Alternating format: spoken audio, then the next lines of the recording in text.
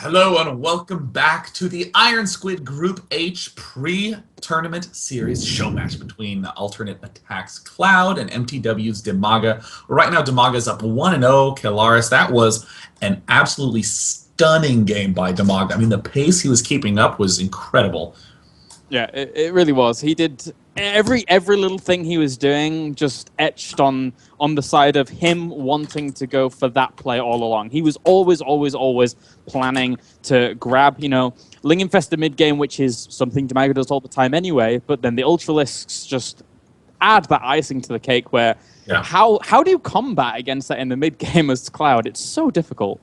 Well, the interesting. There's, I would say, three interesting junctures. Let's say we're at 13 minutes. Zerg's already gotten all his powering done. He has the amount of drones he wants. We have literally not messed with Zerg at all. Maybe a little bit of quick spread messing or something like that. The first big one is around 14 to 15 minutes. In this period, I guess as late as 16 minutes. In this period, Zerg doesn't quite have his hive tech up. It's just infestors and Zerglings. And if you do a strong enough push there, he's going to have to burn a lot of infestor energy to hold on.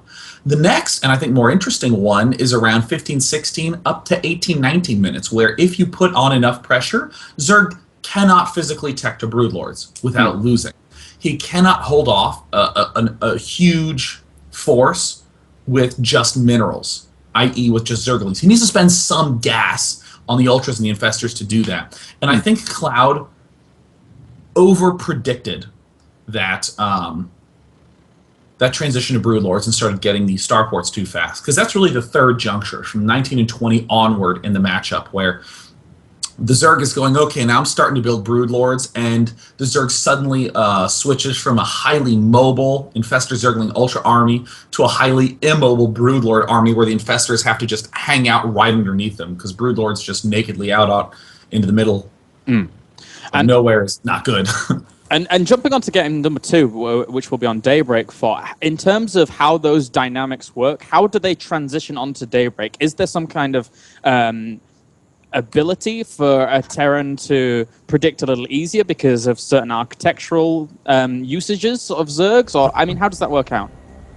I would be thrilled to discuss this with you, Kilaris, after we introduce our two sexy studs, one spawning down in the bottom left, the Italian Terran player from Alternate Attacks. It is Cloud. And spawning up in our top right-hand corner as our Red Zerg, one game up in this best-of-3 show match. He goes by the name of MTW's Dimaga. And look at this, Dimaga actually going for an 8 pool. A very clever little meta play. So he's just expecting that command center first, or at least I'm assuming. As for now, this could actually put on a lot of pressure. We've seen times where, Terrans have just died outright to this, or at least found themselves at a horrendous disadvantage. But we've even sometimes seen Terrans actually defending very well against this, to the point where I think it was Marine King that created... He defended a 6 pool with the command center first, I believe. Yeah, like Marine King and Taja, also well known for this, where you build barracks on opposing corners of the screen. So it's very difficult for a Zerg to assault either, and then you just run SCVs to his base. Slow Zerglings can't exactly keep up with the SCVs, and then you just whip right back around. You can also, interestingly, hit O on your command center and load up 5 SCVs into there. Oh, Cloud with the money move! Look at that, command center in the main base. Excellent move here. Very good. I can understand why you're getting excited, Sean, because now he has the potential to actually wall this off, but still the Zerglings are going to be very, very annoying. They are on their way. Oh, why is that depot down? Lift it up! Oh, God, Kilaris, he needs to lift the depot. Lift the depot. Oh, here's the SCV scout moving out. Thank God, he's lifting it up. But there's still a problem here. If he focuses down the barracks right now, I don't think it finishes before the Zerglings bring it down. Because he can't repair it, of course. It's not being produced. So he has to now start other barracks behind this and bunkers or whatever. This is going to be a little bit difficult. So there he is, doing the repair on the back end. This is going to be close. Oh, no, he's not going to get it. Need 15 more seconds. I don't think it's going to be able to get down. And indeed, it's so close. More seconds. Oh my god! Oh my god, 64 of 65. He kills it off. The SCVs are there to greet, but the Zerglings are going to deal significant damage. Cloud, what does Cloud do in this situation? He's going to have to build a barracks quite far back. No, don't rebuild it there. It'll just get taken down again. He's going to have to cancel immediately.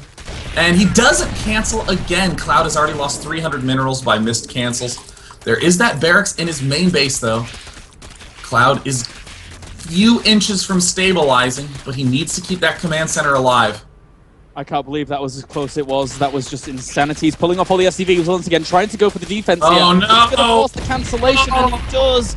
Oh my god, Dimaga with a clutch 7-pull, grabbing himself a massive advantage here. Wow. A brutal spot to be in for Cloud, but you can never discount the fact that the Zerg player has still not yet expanded himself. He's going to be quite far behind. Yeah. As for now, we will have the SCV just heading out into position to complete this wall off. Cloud here is going to have to recuperate his losses, maybe throw down the command center just in a second here as well, as we have Dimaga just grabbing himself his expansion. So Dimaga actually grabbing gas a little earlier than I was expecting. You know, it's a slight bit of an illusion. Oh, this is some free Zerglings. This is nice. It's a little bit of an illusion, these supply counts. I mean, especially if you go to the unit station and see 22 drones, 15 SCVs, you say, oh my god, Dimaga is million years ahead. He's certainly ahead, but that gap is going to slowly close because this expansion is so far delayed. I mean, just that fact alone means that the Zerg is going to be behind by 1 or 2 larva injects, so that's suddenly about 12 larva that he doesn't have. So Cloud can actually catch up. This is the perfect answer for straight for this command center. Yeah, I'm loving that as well. That is really going to allow him, and especially on a map like Daybreak, where you can just end up getting your third, I would say relatively easily, as long as you're going level pegging into a mid-game with your opponent. And Dimaga right now, you're right, for all intents and purposes, he's 10 workers ahead, but once these 2 command centers finish up, that triple SCV production should be able to bring him back into the game quite nicely. Cloud is doing the correct responses. Nothing at this point has been risky, but now a bunker really does have to go down after he builds these 2 barracks. I mean, we see Zerglings starting to pop out for Dimaga. Cloud should be able to spot these in time. No way for Zergling speed to be done anytime soon in Cloud's eyes, but even then, you still really need to be building that bunker. Yeah, especially with a big wave of Zerglings on the way from Dimaga. So, I mean, he doesn't have a baneling nest down just yet. He is still mining gas. I'm assuming this is just going to be for a layer whilst he puts pressure on with these Zerglings. Either that, or he's assuming maybe his opponent might put some pressure on in turn with some eventual Hellions or something. Here's an interesting little play. He's going for the double Evo chamber. So he's going to do this timing push and then transition right back on in to mass drone. And it looks like Dimaga is predicting Cloud's play perfectly. Oh, wow. Actually, that's a really good point, because now he's getting double engineering bay. What's the best way to actually punish someone going triple command center, double engineering bay, and only having 5 Marines out at one time? There you go. Oh, GG. GG. Doesn't even want to play it out. I mean, you can't blame Cloud. He went for this, again, slightly risky play, saying, you know what, okay, I'm going to go 3 command center, totally safe. I'm going to get these extra barracks up, totally safe. You got to build a bunker. You got to have those supply depots and buildings. You're natural to wall things off, but, I mean, Dimaga just on point in every way, metagamed twice. 8 pool on this map, predicting command center first, nailed it right on the head, and then a speed Zergling follow-up to also punish this excess powering. Yeah, I think that's one thing that Terrans have to really kind of mix up a little bit, I would say. More often than not nowadays, we're just seeing command center first, just straight, just blind, out of a lot of Terrans are going up against Zergs. And, you know, early pulls, for the longest time, were considered something silly against Terrans. But nowadays, because of all these early command centers, they're very viable. And it's interesting, in fact, the only things that really wind up punishing this are builds that are pre-walled in at the front. Yep. I mean, in fact, a lot of 2 racks plays you can deal with quite well. You can even go straight for the Roach Warren quite easily with these builds.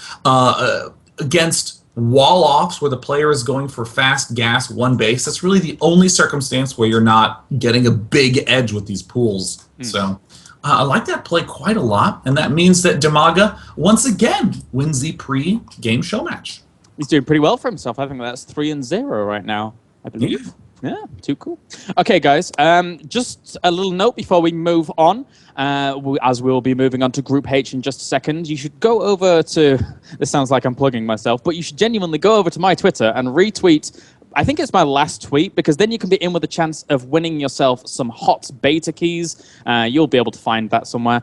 And just follow the instructions there. And if we hit over 10K viewers, I suppose I should double that up and have it 4 beta keys, which will be pretty cool. Pretty cool. Yeah, and of course, his Twitter is twitter.com/MousKLaris. Kylaris, no mouse. Oh, that. Yeah. Going like Madonna. It's just a name now. Twitter.com/Klaris, KAELARIS. Yes. So do it and win them beta keys. I strongly recommend playing Heart of the Swarm. It's actually ridiculously, stupidly fun. When it's sorry. Yeah, it's up now. Is it? Oh, great. And so in just a moment, we're going to be going to a break. So that way we can come back with Group H of the Iron Squid. The players will be Ness T, Delphi, Thorzane, and Violet, battling it out 3 Zergs, 1 Terran.